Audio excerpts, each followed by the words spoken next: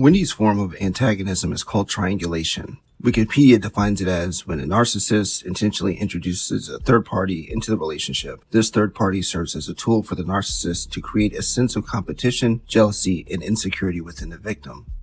This is starting after she already left Dan. Creating a sense of competition, jealousy, and insecurity in Dan is not the end goal. Wendy's end goal is to provoke a physical response from him so she can use it against him in court. She needs him to snap, whilst making herself appear as the innocent victim. Creating a sense of competition, jealousy, and insecurity are just the means in which she can achieve that goal. In order for Wendy to create a sense of competition, she needs someone with a similar appearance, similar profession, and different religion. As far as jealousy and insecurity, as Future would say, she belongs to the streets.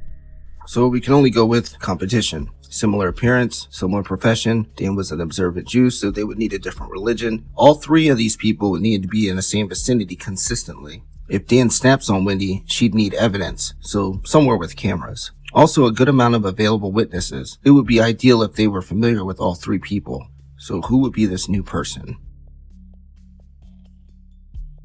Jeff Lacasse.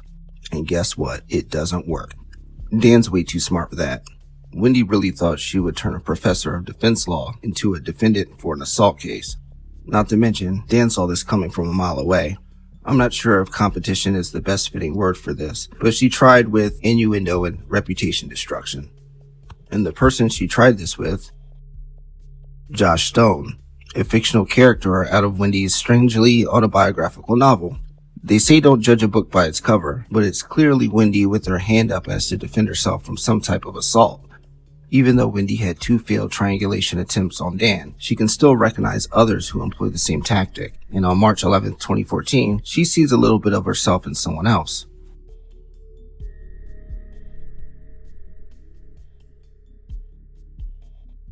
Katie triangulating Charlie and Sigfredo. Katie's motivation for this seems to be money and attention. Creating a sense of competition, jealousy, and insecurity between Charlie and Sigfredo was probably what Katie was trying to do in the very beginning. But that wasn't going to work because Charlie and Sigfredo have different reasons for interacting with Katie. Especially when Charlie propositioned the hit on Dan Markel. She needed them to cooperate with each other through her. Each of them has something that the other wants.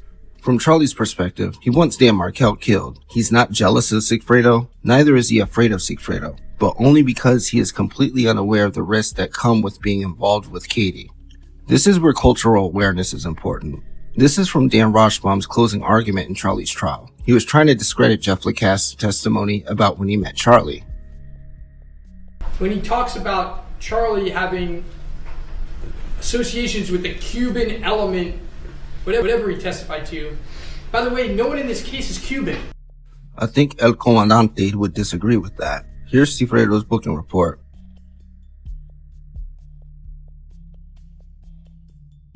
A tattoo of the island of Cuba. Sigfredo is in fact Cuban. Let's look at the situation from how it was portrayed along with how Sigfredo would see it. So we're told that Charlie and Katie's relationship was casual, a friends with benefits type of thing. Well, Sigfredo and Katie was an ex-boyfriend, ex-girlfriend, baby mama, baby daddy type of thing. But Sigfredo has 2 kids with Katie and lives with her. In his eyes, Katie is his wife. Although not legally married, other men should respect that boundary as if they were. Sigfredo was fired from his masonry job. Charlie's a periodontist. With Sigfredo being unemployed, that makes Katie the primary provider for the house. That alone would be demoralizing for Sigfredo. Katie hooking up with another man would make that much worse, because he sees it as a result of him not being a provider.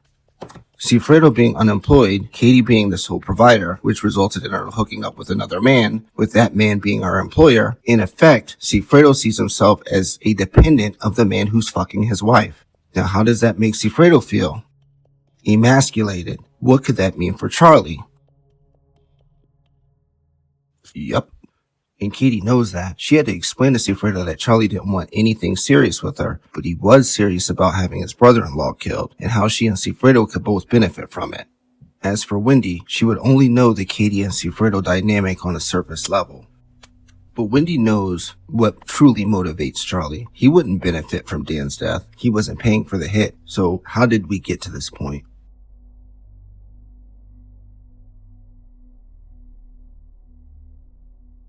Charlie seeking Donna's approval. Wendy wants Dan killed. Wendy is paying for the hit, so Wendy wants control of the situation. Wendy is also seeking approval from Donna, not so much as Charlie, but she wants to take some of the credit away from him. For Wendy to take control of the situation, she would need to get closer to the actual person who would be committing the murder. But first she has to bypass Charlie to get to Katie without Charlie knowing. Then she would need to bypass Katie to get to Sigfredo without Katie knowing.